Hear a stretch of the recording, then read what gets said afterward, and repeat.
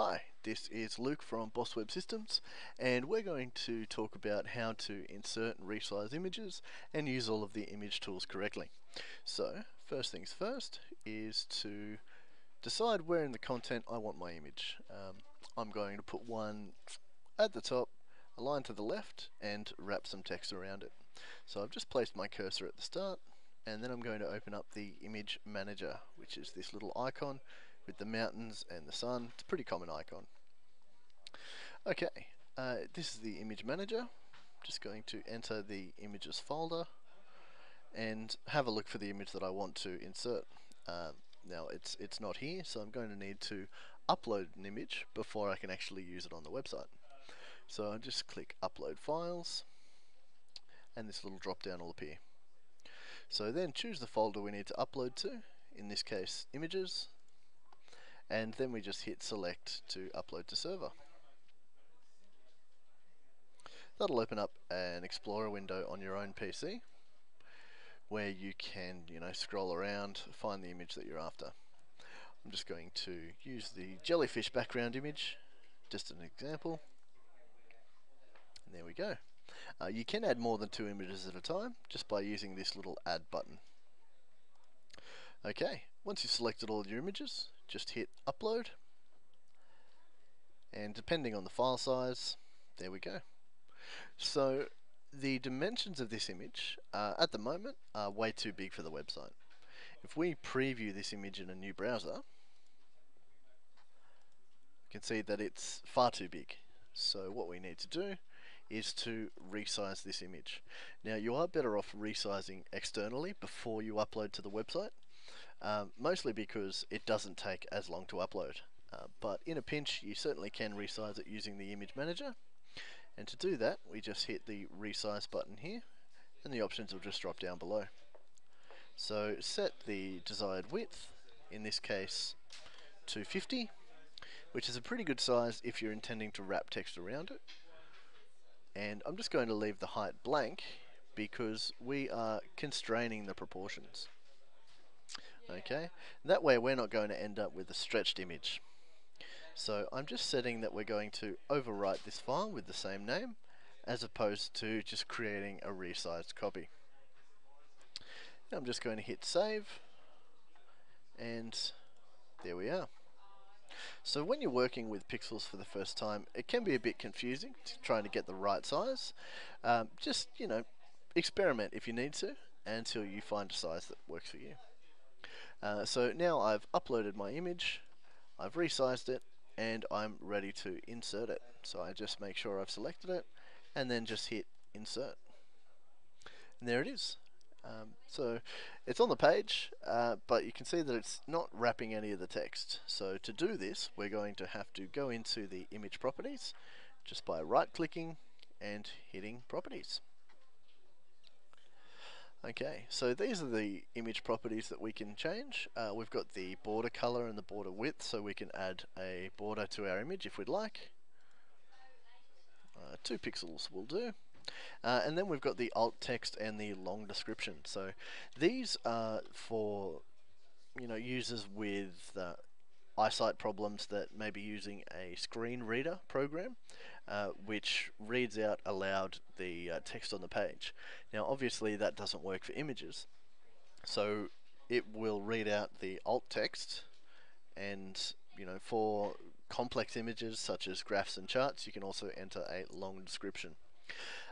It's a good idea to keep the alt text and the long description as succinct as possible, purely because you don't want to be bloating the screen reader experience for these poor eyesight users. Rather, you want it to just be quick, punchy, and really just convey all the image they need to know, and that is jellyfish. Underneath that we have the image alignment options. So the image alignment options are what wraps the text. So if we align this to the left, it will align the image to the left and wrap the text. So if we just do that quickly, there we go. If we head back into the properties and align it to the right, there we are. Okay, but I want it aligned to the left, and there we go. The options for top, middle and bottom are really only used for instances in say a table cell where you want it to appear at a certain spot in the cell. When it's just in the main content like this, we don't really need to worry about these three options. It's just left and right. The image source is whereabouts is the image that's in the content. It's pretty straightforward. And the margin underneath. So the margin is how you would set a buffer around the image. So if we just hit OK now with no margin, you'll see that the text is really quite close to the image and fairly hard to read. So if we right click and enter back into the properties, we can set a margin on the right hand side and on the bottom as well, because those are the edges that are touching the text. Now 10 is a pixel value. 10 pixels, maybe as low as 5 if you like as well, is plenty. Okay, and there we are. Okay, so now we have a nice buffer around our text, a lot easier to read and a lot easier to look at. Okay, something else that we need to know how to do with images is to insert an image map. So an image map or image hotspots is when you want to link from part of the image as opposed to the whole image, which you just do with the Hyperlink Manager. So in this case, if I insert this example image, it's part of a Boss Web Systems template header. As you can see, we've got embedded Facebook, Twitter and LinkedIn buttons in this image. So we need to know how to link the Facebook image to Facebook, the Twitter image to Twitter, and so forth. So to do that, right click on the image and enter the image map editor.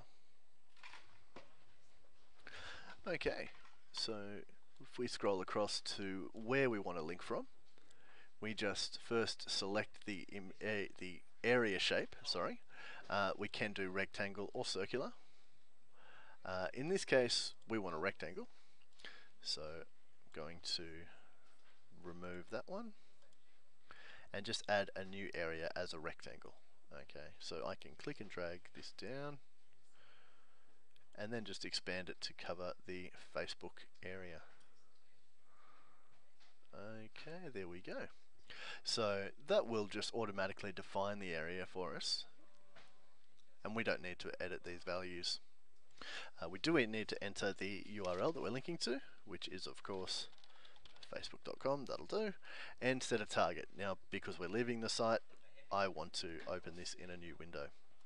We can also enter an alt text just for this area, which I'm going to enter just as Facebook. Then we just hit update area and that one's in. So now we need a new area for Twitter, and we click and drag. We don't want to overlap these because that can cause issues. We're trying to click the right thing. And there we go. Twitter.com. A new window because we are leaving the site, and just Twitter for the alt text and update area.